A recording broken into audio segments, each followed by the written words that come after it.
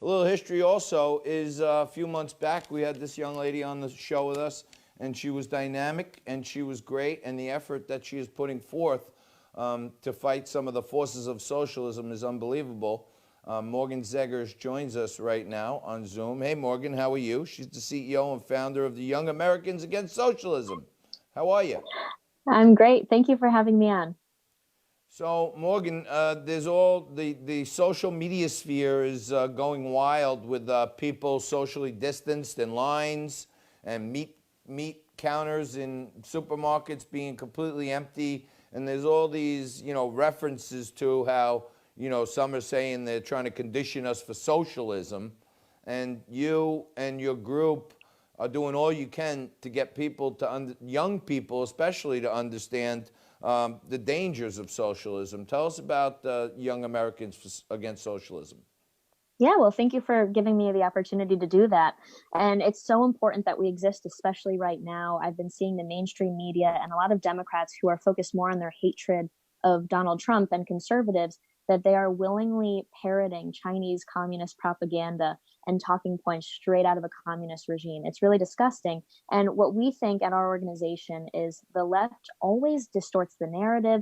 They distort basic fact. They reject basic fact and history. And so what we think is just absolutely undeniable is the truth of a firsthand testimony. And so we interview survivors of socialism and communism, because socialism is that first step to the mess of communism. And we actually just today, we got so sick of seeing all of the mainstream media and Dems pushing out these talking points from the communist regime in China, that we interviewed a woman from Vietnam. She talks about her experience through communism. We posted it today and it's doing pretty well on social media so far. So we hope the more people see these videos, the more they'll be able to see the truth and the reality of how dangerous those ideas can be.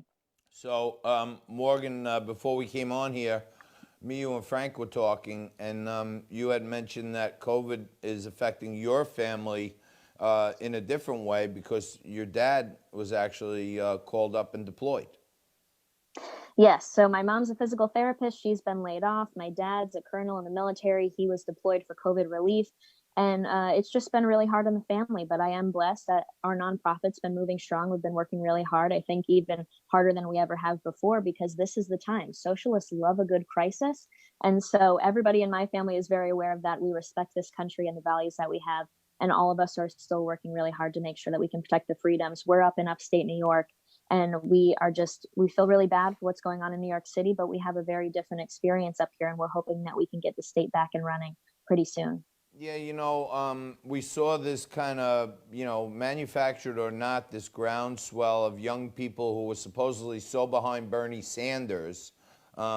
And I've had, a number of young people who are on the other side of that equation, including my good friend Pavlina Osta. And she tells me that most of the young people she knows, they don't want to stay in their parents' basement and get a check every month. They're more independent. They want to get out there. They want to find new businesses. They want to invent. They want to get out in the world and do things.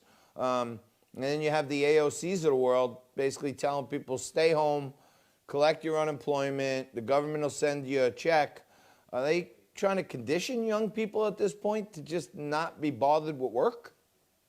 Yes, and I'm actually really glad you brought that up. A lot of people see the rising tide of socialism in our country and they go, ugh, those millennials, they suck and they don't want to work hard and they have no values.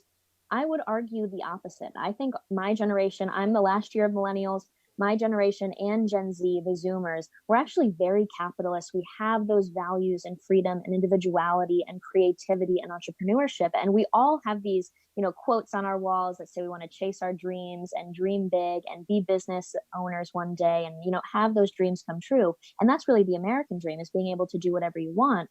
But the opposite, what's happening is that we're also really well intentioned and we really want a more moral, more equal, more fair society. It's the conservatives' job, it's our job to advocate to them and to show to them that capitalism is actually the more moral solution. The problem is there's a very small party in this country of AOCs, of the squad, Bernie Sanders, the Democratic Socialists of America, the Justice Democrats. Those are the real radicals that are not like the regular millennials and Gen Z. They actually do want to seize the means of production. They want to have government control of major industry. They want you to be dependent on the government. And so it clashes. The values of millennials and Gen Z clash with the values of socialism and communism, but they're really tricking them, using them as useful idiots, because I don't think my generation has the intellectual ammunition they need right now to fight back. So that's why I'm so invested in this fight right now. And it's really exciting because I feel positive. I think my generation is capitalist and American deep down in their hearts.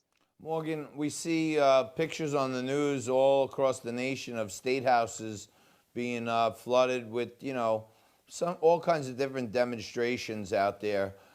There's a lot of talk about, how basically the government has no right whatsoever to stop you.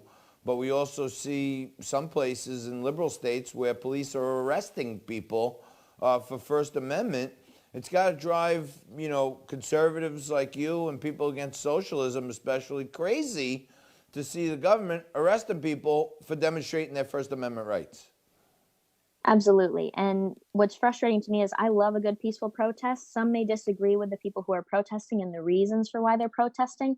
I understand that some are scared to open back up, but I think there's a healthy balance that we can find between opening up fully and also having a responsible, safe opening up so that people can get back to work and not be dependent on the government. I am getting more and more concerned. And John, I will say, when this first happened, I was a little hesitant. I didn't want to right away go, oh, the socialists are at it again. I didn't want to start getting political, but now we're at a point where we flattened the curve. We all stayed home. We're supposed to do that 30-day stay home, and then we would be able to find out who was sick. We'd flatten the curve, and we'd be able to move forward. And that's kind of the messaging that we were told.